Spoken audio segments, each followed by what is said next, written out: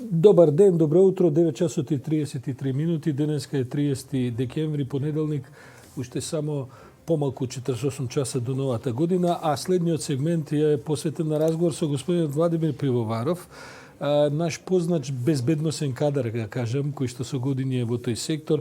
Се разбира, темата за која ќе разговараме е наименувањето, односно предлагањето на ВМРО ДПМН за технички министар за внатрешни работи. Владимир Пивоваров во моментов е национален координатор за гранично управување. Господин Пивоваров, што точно значи тоа? Што ви е функцијата всушност? Значи, во суштина 9 министерства и 5 дирекции имаат ингеренции на граничната линија. Координативниот центар е тој кој одлеснува и забрзува размената на информации, која некогаш одела многу тешко. Значи, ова е систем кој овозможува брзата размена да доведе до побрз проток на патници, стоки, нормално задржувајќи ја безбедносната и законската компонента, така да ова е нешто што уште 2009 е воведено во Република Македонија.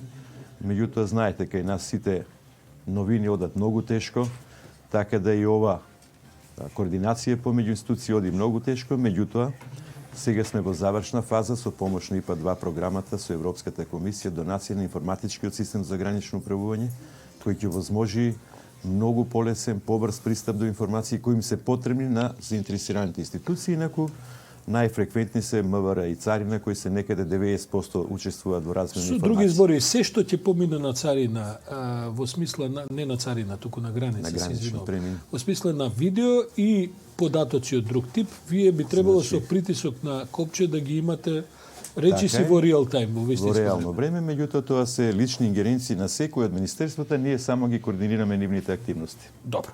Господин Пивоваров, своевремено кога бевте вие шеф на службата за воено разузнавање, под вас беше господинот Драган Ковачки, кој што денеска е предложен од страна на ВМРО ДПМН за технички министер во Министерството за внатрешни работи.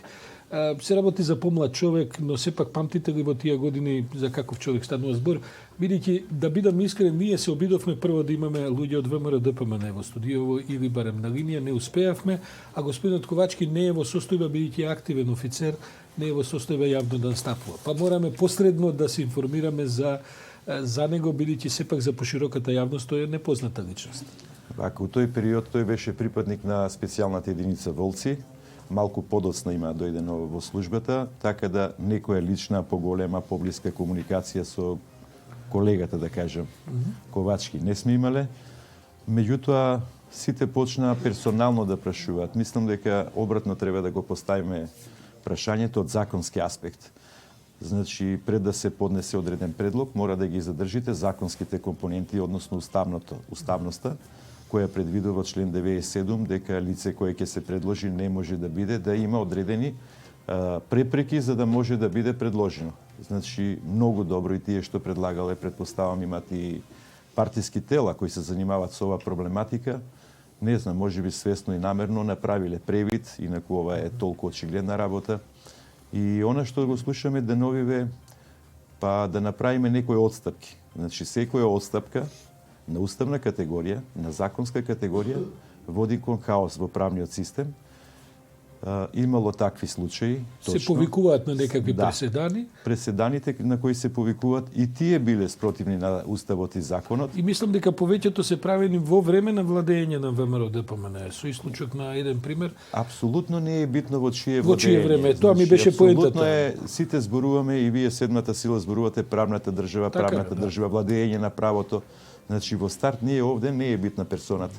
Битен е уставот во кој е точно и децно, недвосмислено се кажува.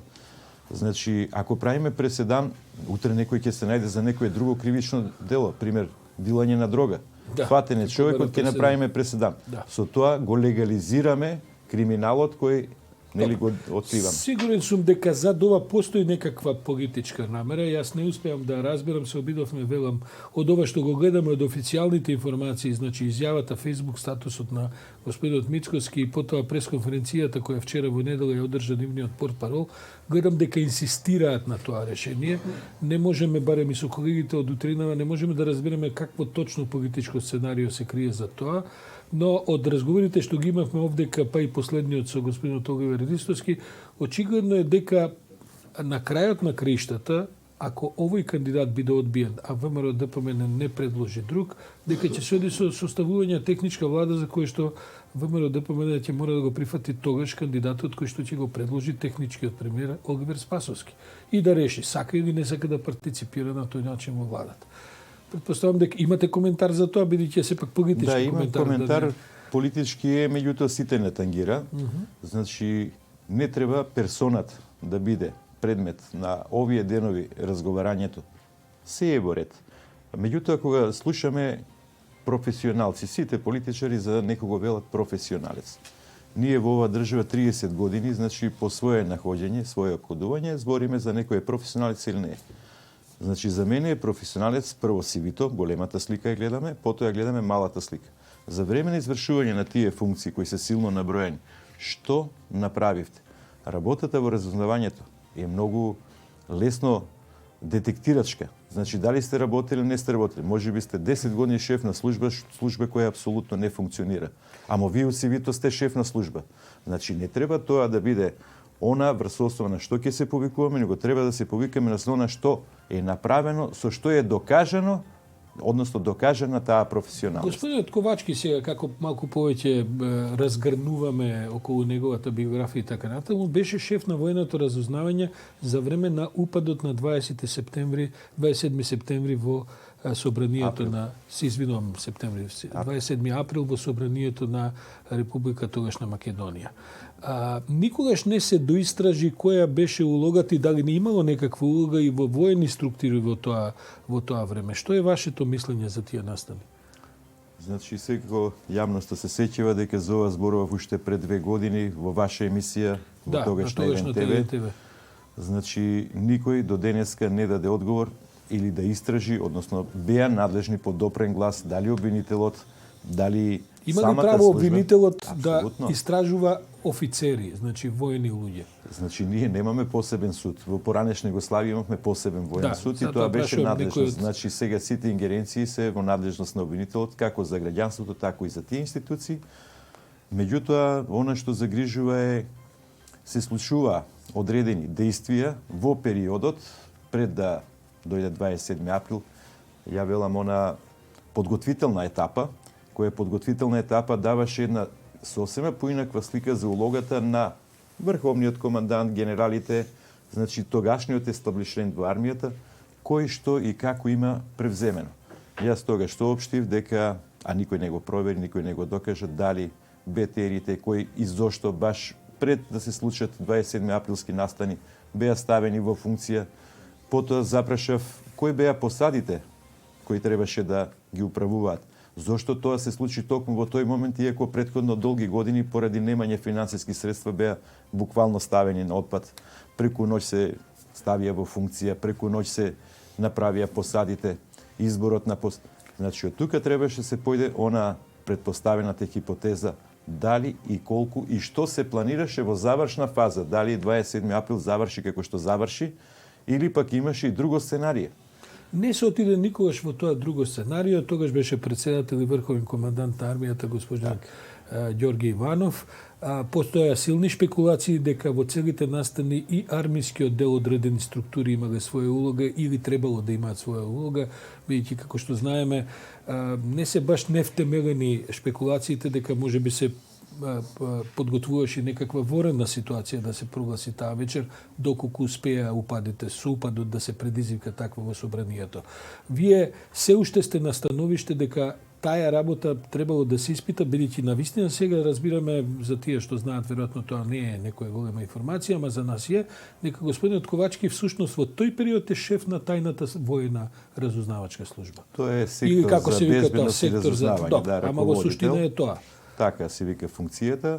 Нормално дека тоа се надлежности токму на таа служба, значи таа се грижи за безбедноста во самите објекти, за она што се случува во војните објекти. Тука се они ингеренции на воената безбедност, тука нема ингеренции, да кажеме, цивилната полиција, меѓутоа тие после тоа имаат соработка, нели, доколку има и некои действија кои се случувале надвор од касарната. Значи, во таа ситуација најлогично е воената служба да ги истражи сите случувања, да излезе со чист образ, ја што велам, да каже да, имало такви дејанија или не, немало такви дејанија. Да ве прашам, постои некаква импресионираност, особено во ВМРО ДПМН со разузнавачки кадри, а особено од шефувањето на Мјалков во таа служба на средината на 2000-тите до денеска, практично сите клучни кадри кои потоа се пренесоа и во МВР доаѓаат од службата на воено разузнавање. Такви се овие кои што пребегна во Грција, такви се цел еден круг на луѓе околу Мјалков и така натаму. Ваш коментар, имаме некои 2 минути, ваш коментар за целата таа структура и како таа можеби се уште и денеска е на позиција кај што воспоставува еден континуитет околу тие работи.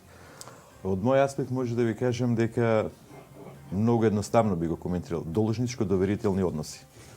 Значи, периодот кога господинот Мијалков раководел со службата, имаше, за жал, предпоставам, застарен предмет кој се однесуваше на набавка на опрема за следење на комуникации УХФ и ВХФ врски, не овие стандардниве, мобилниве, туку тоа се оние репетиториве, нели, за лоцирање на од каде се јавува некој радиосигнал, пошто тоа е времето кога нели војната, после војната, и тоа е добра идеја да се набави држава да има такви радиолокатори.